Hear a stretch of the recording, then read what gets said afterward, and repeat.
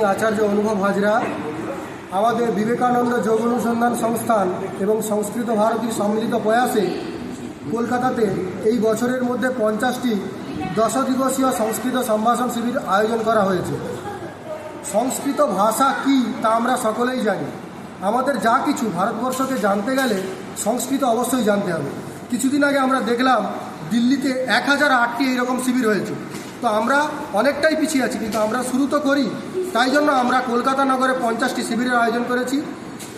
শুধু কলকাতা নয়, পশ্চিমবঙ্গের প্রত্যেকটি জেলা থেকে প্রায় 50 জনেরও বেশি এখানে এই শিবিরে উপস্থিত হয়েছে। 10 দিন মাত্র 2 ঘন্টা করে দিয়েও যে একটা ভাষাকে রপ্ত করা যায় সেটা আমরা এখানে শেখাচ্ছি।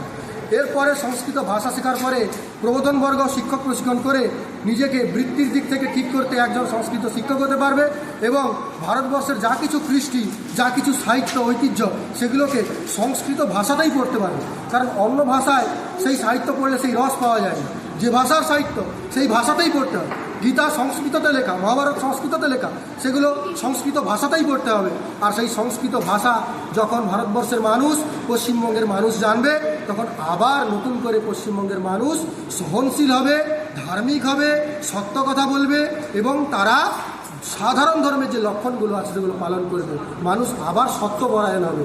এখন বর্তমানে সমাজে যা হিংসা, দুর্নীতি, সেখান থেকে মুক্তি হওয়ার একটাই মাত্র উপায় সংস্কৃত ভাষা জানা, সংস্কৃত ভাষা শেখা। সকলে ভালো থাকুন। জয়তু সংস্কৃতম, জয়তু ভারত।